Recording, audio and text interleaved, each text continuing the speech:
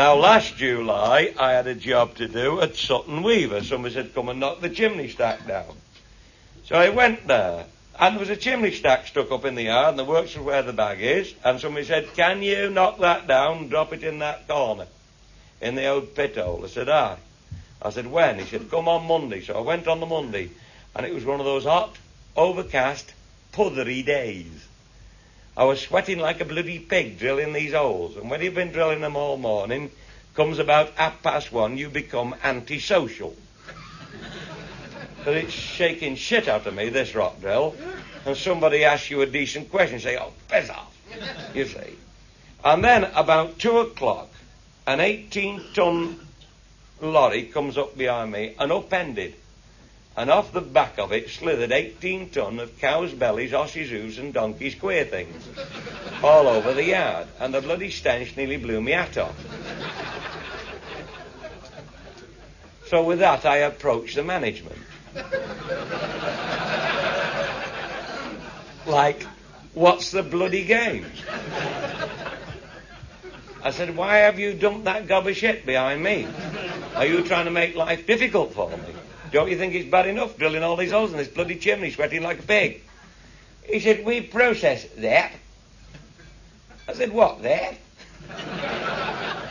He said, but of course. I said, well, what do you make out of that gob of muck? He said, jellies. I said, jellies? You don't mean the green and yellow and red wobbly jelly? He said, but of course. I've not been to a kid's party since last bloody July. I walk round the buggers at Christmas, I'll tell you. In the same month, behind the old boneworks at Tatnall, we had another one stuck up in the air. Somebody said, you want that knocking down? There's a big black shed here. The bloke that had bought all the property, he was renting this shed to the bloke. And it got to drop parallel with the canal. It was the height of the tourist season. You know, they go to the marina at Carvley and it takes them 4 days to get to Chester in a bloody boat, you know. Takes you 20 minutes in your car, anyway.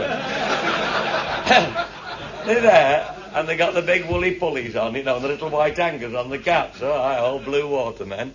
And they chuffing about up and down the cut, you see. Anyway, it's got to go parallel with the cut. Now, you drill it on Thursday, and somebody always puts a time on it. It's got to go off at 12 o'clock on Friday. Now, the bloke had come out of this big black shed, and he was watching me. He watched me all day Thursday. He didn't pick the bloody drill up, he watched me. And then he watched me on Friday morning putting the explosive in and never said a bloody word. And at 10 to 12, he galvanised into action and spoke. And he said, what about my bloody shed? I said, well, there's only one way that explosive's coming out that chimney, and that's with a bloody bang. I'm not pulling it out. I said, don't worry about your shed. I said, there'll be a bit of a bang, and it's going to drop down away from your shed. He said, I've got 360 pigs in there. I said, I'm glad you told me. I said, because at 12 o'clock, get 6 extra wheelbarrows ready.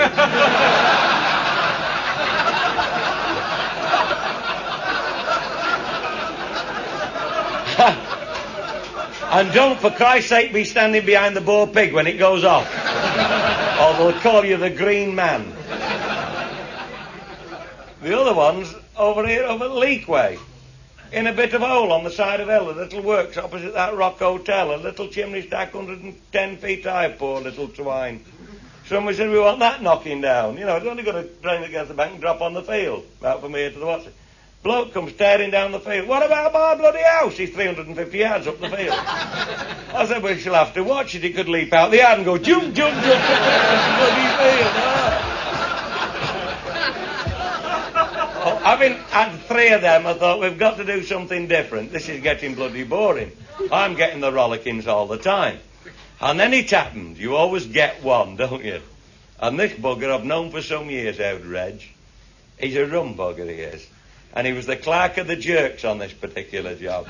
And we got this big chimney to knock down, and they'd taken the old mill down, and they'd only the engine house left.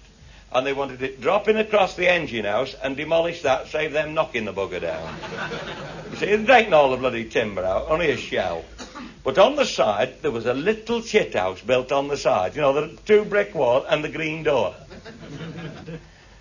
And he said, when are you doing it? I said, oh, I've got to do it Thursday or Thursday morning, I think it was. He said, right, he said, I'm coming up early. He said, will you be there early? I said, I will. Right, he said, I'll be up. And he come up on the Thursday morning. He said, go and put the explosive in now. I said, oh, we'll get it all in before any bugger gets here, because you always get a crowd of people. Get a big crowd of people, watch anything knocked down. They won't watch any poor swine build it up, though, you notice. Anyway, he said, we've got one on our job. He said, he's a right Burke, this bugger. He's been telling me how to do it, what it's all about and everything. He said, now, look what I've got. And in the back of this shooting brake, he got a tailor's dummy. And he got one of those, and the knees would bend, you know.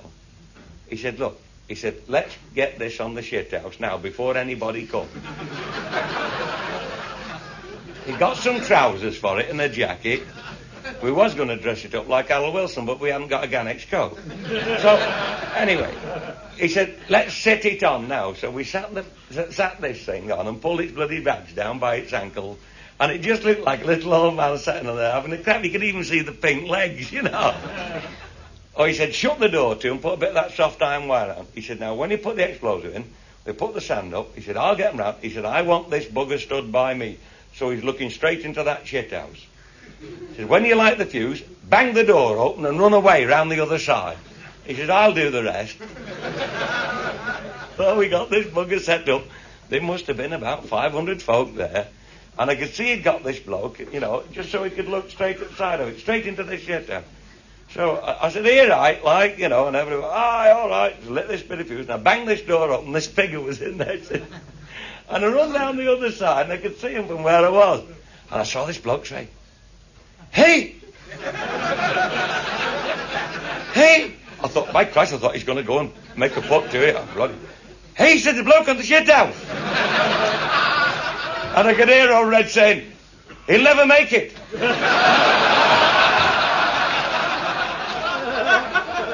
He'll never get his bloody trousers up in time. And just as he said that, boo! Straight on the bloody top. And this fella's face, Christ, I thought he was going to flake out. And there was Ray saying, it was only a bloody tailor's dummy. You daft pair of bastards, he didn't have to. Right in the force of today.